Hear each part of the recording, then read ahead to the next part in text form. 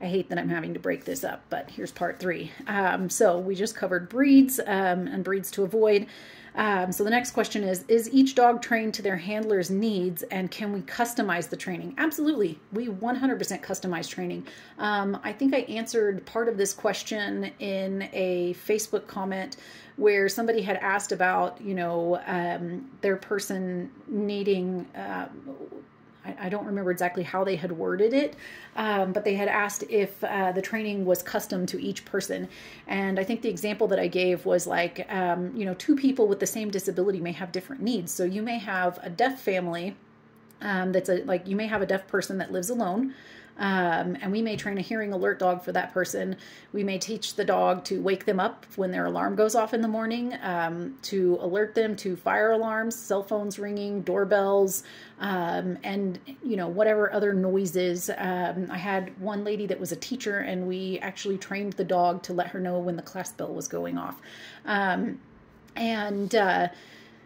Then we have the deaf family, where we have 2 deaf adults that have a baby in the house, and we need the dog trained to alert when the baby cries. The other person doesn't need that, but this family does, and so we teach that for that dog. I have people that are diabetics that their diabetes is easily controlled by consuming sugary beverages. So, I've had dogs that we've trained to retrieve juice out of the refrigerator. And then I've had dogs that will go and retrieve testing kits. So if the dog alerts that the owner's sugar is low, then we teach the dog to go and retrieve a testing kit out of the bathroom. And it's usually in a little zipper pouch. They bring it over to the handler. The handler can test their sugar and then decide what to do about it at that point. Yes, training is customized. We don't train hearing dogs, PTSD dogs, autism dogs. We train whatever you need is what we train the dog to do. How long does the training usually take, and what does it cost? So that is a very loaded question, and I made that question as basic as possible because I got like 100 different variations of that in questions over the last couple days. So how long the training takes depends on where your dog is currently at in training. If you bring me an 8-week-old puppy from a breeder, then, count on it taking a year to a year and a half, and count on the price being a little bit higher. Generally, the range is between $4,500 and $7,500. Depending on your needs. We do have financing programs that we're working on getting up and running. Those are going to be able to finance anyone with a 600 or above. And I priced it out. If your program is $5,500 and you have an average credit score, your payments are like $85 to $100 a month for, I think, 16. I don't remember how many months that was. It might have been 60 months. It might have been 36 months. Seems like it would be 60 months. But anyways, so cost, that's, it can be anywhere. I've trained them lower than that, basically how our program works is we do guarantee our training. So if I accept your dog as a service dog, we do require a temperament test. I have to meet the dog. I have to see that the dog is well behaved, that they're trainable, that they don't have any major behavior issues or anything like that. If we vet the dog and we say, yes, he's a good fit as a service dog, we'll accept him into the program. Let's say we get 6 months into the program and some unforeseen thing happens and your dog can't complete the training, then we will retrain another dog for you, either for free or at a prorated amount, depending on where we're at in training, how much we've done with the dog, et cetera, et cetera. So that all depends. I've had dogs come in where the owner had the dog. It was, a year or 2 old. They had been through obedience training in the past, that the dog was well behaved. I've had dogs that were already alerting to seizures, and so we shaped it up and made it a trained alert as opposed to a natural alert. There's a big difference there. Trust me, natural alerts are hit or miss. Trained alerts are a lot more precise and consistent. I've had dogs come through in 3 months and they're ready to graduate. All the trainers, all the handlers have to go through public access etiquette training with us.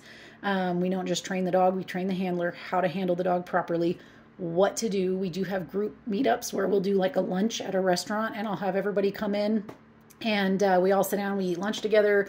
We teach the dogs to sit under the table, to stay out of the way. There's videos of this on my page. And then we do role playing where we will have someone walk towards the room and have someone else say, you can't bring that dog in here. And then we go over, what do we do in those situations? How do we talk about this? What do we do? I have kids. And so a lot of times I'll bring my kids to these things, and I'll have my kids come up and say, can I please pet your dog? And I'll teach people to say no to them. And that's another question we'll get into. So there's cost and time is just totally dependent on your dog. What types of service dogs do you train? So I don't train seeing eye dogs. Just don't have the equipment for it. Don't have the knowledge base for it. There's so much that goes into that. The closest I've ever come is I did have a blind guy that was homebound, and he did not want to do service dog training with his dog. He just wanted his dog to take him to his mailbox and take him back so that he could pick up his mail every day before his wife got home from work, which was really sweet. And so we did some private lessons, and I taught the dog, how to take him to the mail and how to bring him back to his front porch. And beyond that, I don't do seeing eye dogs. I have done hearing alert dogs. I have done diabetic alert dogs. I have done PTSD service dogs. I have done dogs for autism. I have done, cortisol alert was something that we were training for. Gosh, what else have I done? I know there's more, and my head is just like not thinking about it right now. Multiple sclerosis. I've done dogs for people with MS. I've done wheelchair assistance dogs where the person's in a wheelchair. We teach the dog to walk next to the wheelchair, pick up dropped items, mobility, stability exercises. I've done seizure alert, but I will tell you, anybody that tells you that they can train a seizure alert dog and that they're like guaranteeing you that your dog will alert to seizures is full of it. So when we teach seizure alert dogs, we actually teach seizure response dogs. 9 times out of 10, they will start to alert. We call that anticipation behavior. They know that when you start to have a seizure, they're supposed to do this, and you're getting ready to have one, so they go ahead and do it, and you go, hey, he alerted, so that's kind of how that process goes. However, there's people out there that are like, oh yeah, we can teach them to, seizure alert dogs, and we'll teach them to alert beforehand. They have you spit on things and do all kinds of weird stuff, but it's a bunch of who. I was told that no one in the house was allowed to pet or play with the puppy we bought for my daughter's service dog. Is that true? In my program, no, they're dogs. We're not programming a robot. We're training a dog. I don't care if everybody in the house plays fetch with him in the backyard every day and then he goes and sleeps in your daughter's room at night. It would be unfair and unkind to the dog to say that only one person is ever allowed to interact with it ever, especially in the situation where you have a child with a disability. 100% the mother or the father needs to be able to help out with that dog, because a child with a disability is not going to be training that dog themselves. Mom and dad, if you have a child with a disability, count on having what seems like an extra furry toddler to take everywhere with you for the next year, because that's how long it's going to be until you get used to having that service dog with you and it becomes beneficial. I always try and explain that to people. They think that, they're going to get this service dog and that it's immediately going to be, within a couple weeks, they're going to have this dog doing all of this stuff for their kid.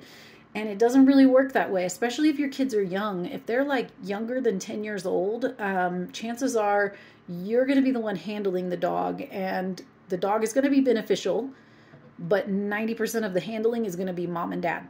If the kid is like, my daughter is about to turn 14 and she doesn't have a service dog. We got her one when she was younger. Well, we didn't get her one. We started training one of our dogs that we were fostering to kind of see how it goes.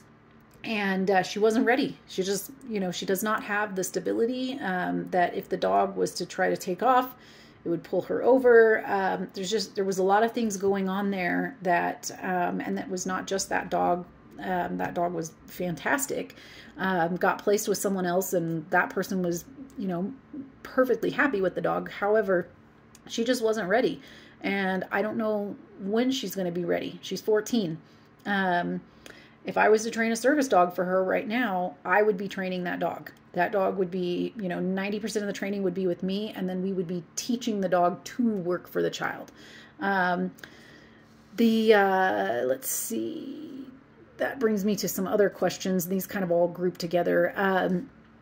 Can a dog work for more than one person, or do I have to get a second dog? I've been asked this by a couple of veterans' wives where we were training a service dog for their husband. And I'm a veteran's wife, and a lot of you that are married to veterans or are closely related to veterans know that a lot of veterans' wives will get what's called secondary PTSD, where they will actually start to almost absorb some of the PTSD characteristics and symptoms from their husbands. I don't know why this happens. I don't, but it's a phenomenon that I have seen over and over and over and over and over again. In probably 100 couples that I've worked with, I've seen secondary PTSD in 70% of them. It's very common. So anyways, one of the things that I get is, the husband doesn't want to take the dog to work. And so he leaves the dog home all day, and the dog's home with the wife, and the dog alerted the wife when she was getting ready to have a panic attack, and then proceeds to do deep pressure therapy to help calm her down.